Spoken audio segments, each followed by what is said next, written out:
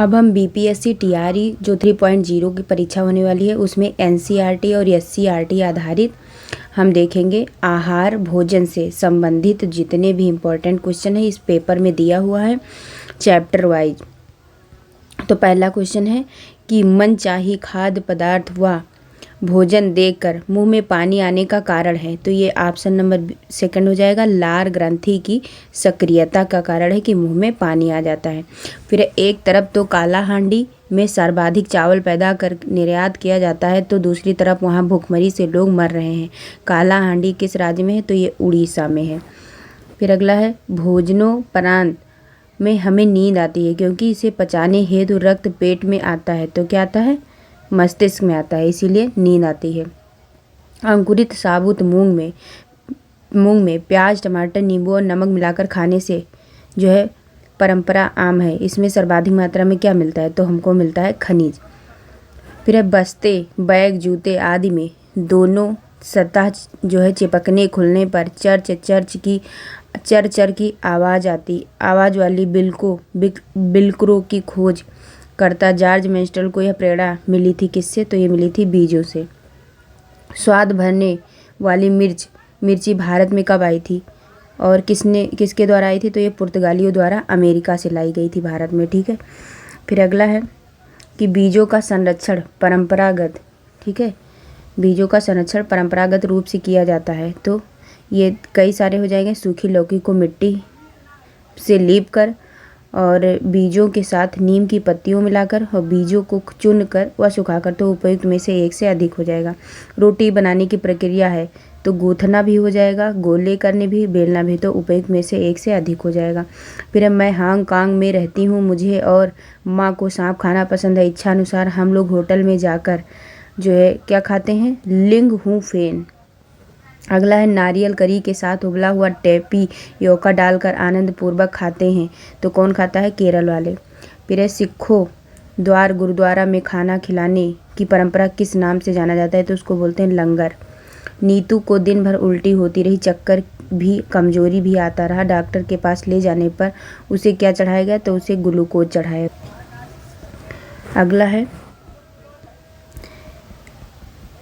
अगला है कि अचार बनाने की विधि जो है नानी से मम्मी को मिलती है। इस विचार से अचार की सामग्री प्रक्रिया और निर्माण की जटिल प्रक्रिया में आधारित है। तो इसे कहते हैं परंपरागत ज्ञान। अगला है खाने के ब्रेड जल्द खराब होने लगते हैं, जिसका कारण है? तो फफूंद। फिर अगला है परंपरागत बर्तन निर्माण की ऐतिहासिक सामग्री कौन है? तो इसमें से पत्ता भी हो जाएगा, मिट्टी भी हो जाएगा, लकड़ी भी, तो उपयुक्त में से एक से अधिक सही हो जाएगा। फिर उपले ग्रामीण घरों में ईंधन के आधार रहे हैं तो बनाए जाते हैं किसके? तो ये गोबर से भी, अपशिष्ट से भी, खर से भी, तो ये उपयुक्त में से एक से अधिक सही हो जाएगा। फिर पूर्वोत्तर राज्यों में झूमिंग निम्नलिखित में से किस कृषि का पर्याय है? तो ये स्थानांतरीय कृषि का पर्याय है। ठीक है। अगला है महाराष्ट्र में गन्ना, बंगाल में जूट और गुजरात में कपास किस प्रकार की कृषि है? तो ये संविदा कृषि है। क्या है? अगला है निम्नलिखित में से कौन सा युग्म जो है सत्य है? तो इसमें से एक से अधिक, मतलब सेरीकल्चर को रेशम उत्पादन और मत्स्य पालन को पिसीकल्चर के नाम से जानते हैं। विटीकल्चर को मतलब अंगूर से रिलेटेड है तो अंगूर उत्पादन, और बागवानी को हार्टिकल्चर बोला जाता है। तो इसलिए उपयुक्त में से एक से अधिक सही हो जाएगा। अगला है यह फसल कटाई का त्यौहार है, पंजाब में मनाया जाता है। रबी की फसल पक चुकी है, अप्रैल माह में जो है अप्रैल में पर्व मनाया जाता है। यह कौन सी? तो बैसाखी हो जाएगा। फिर मैं नकदी फसल हूँ, मेरी उत्पत्ति स्थल भारत है, विश्व में सर्वाधिक खेती भी भारत में ही होती है। मैं सालों भर खेत में रहता हूँ, मेरा क्या नाम है? तो ये मेरा नाम गन्ना है। फिर एक केंचुए किसानों के मित्र हैं क्योंकि वे सड़ी गली पदार्थों में पैदा होते हैं, जमीन में छेद बनाकर पोली या गीली करते हैं। इसमें कौन सा आंसर हो जाएगा? अपने जलमल से जमीन उर्वर बनाते हैं। तो ये हो जाएगा उपयुक्त में से एक से अधिक। अगला है गेहूं, घास, टमाटर, मूली को किस प्रकार के पौधों में समाहित करेंगे? तो इसको बोलते हैं साग।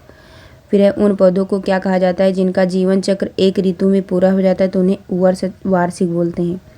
फिर अगला है कि पत्तियों द्वारा बनाया गया भोजन पौधों में किस रूप से संचित रहता है? तो ये रहता है ग्लूकोज अथवा सरल शर्करा में। बिहार का एकमात्र राष्ट्रीय उद्यान अभी राष्ट्रीय उद्यान के साथ साथ एक वन्य जीव अभयारण्य भी है। इसका नाम किस महापुरुष के नाम पर रखा गया है? तो उसका नाम वाल्मीकि के नाम पर रखा गया है। कीटों को पत्तों में फंसाकर खाने वाला कीटभक्षी पौधा निम्नलिखित में से कौन सा है? तो उसे बोलते हैं घटपर्णी। वृक्षों के तने या शाखाओं में से निकली हुई विशेष जड़ें किस नाम से जानी जाती हैं? तो उसे बोलते हैं अवरक्त अवस्तंभ जड़। अंगूर की बेल पर पर्णहीन कुंडलित तारनुमा संरचनाएं क्या कहलाती हैं? तो उसे बोलते हैं प्रतान। मधुमक्खियों व तितलियों को आकर्षित करने में फूल का कौन सा भाग महत्वपूर्ण होता है? तो वो दलपुंज महत्वपूर्ण होता है।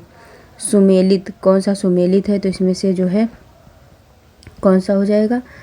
ऑप्शन नंबर, मतलब इसमें से देखो कोई भी सुमेलित नहीं है, ठीक है, तो ये हो जाएगा पांचवा, इनमें से कोई नहीं। फिर अगला क्वेश्चन है कि मधुमेह जो है जिसको बोलते हैं चिनिया बीमारी का रोग जो है किसके कमी से होता है? तो इंसुलिन की कमी से होता है। स्कूल के एक लंबी दूरी के धावक मनोज को उसकी अधिक मात्रा जो है लेनी चाहिए, तो उसको कार्बोहाइड्रेट, अगर लंबी दूरी दौड़ना है तो उसको कार्बोहाइड्रेट लेना चाहिए। फिर वसा के अधिकतम संचय के लिए व्यक्ति को किसका सेवन करना चाहिए? तो उस घी में सबसे ज़्यादा वसा होता है। किस विटामिन की कमी दांतों के ढीलेपन व मसूड़ों में रक्तस्राव के लिए उत्तरदायी होता है? तो विटामिन सी। अगला, आयोडीन की कमी से व्यक्ति किस रोग से ग्रस्त हो जाता है? तो घेंघा। फिर अगला है परंपरागत भोजन चावल, गेहूँ, आलू में कौन सा अधिक तत्व होता है? तो उसमें कार्बन डाइऑक्साइड, मतलब वो कार्बोहाइड्रेट हो जाएगा। फिर है अगला कि ताज़े फल व सब्जियां किस पौष्टिक तत्व के महत्वपूर्ण स्रोत हैं? तो विटामिन। फिर देखो आधारभूत पौष्टिक तत्व है तो हो जाएगा कार्बोहाइड्रेट, वसा व प्रोटीन। फिर सूखा रोग निम्नलिखित में से किसकी कमी से होने वाला प्रमुख रोग है? तो हो जाएगा कार्बोहाइड्रेट और प्रोटीन। सलाद एवं अचार वाले नींबू में कौन सा विटामिन प्रचुर मात्रा में मिलता है? तो हो जाएगा विटामिन सी। फिर अगला, पत्तियों द्वारा भोजन बनाने की प्रक्रिया क्या कहलाती है? तो प्रकाश संश्लेषण। फिर मनुष्य को सर्वाहारी कहा जाता है क्योंकि इसका आंसर हो जाएगा पौधों से अपना भोजन प्राप्त करता है, ये भी सही है। जीवों पर अपने भोजन के लिए आश्रित है, ये भी सही है। वो पौधों या जीवों दोनों के उत्पादों को खाता है, सही है। तो उपयुक्त में से एक से अधिक सही हो जाएगा।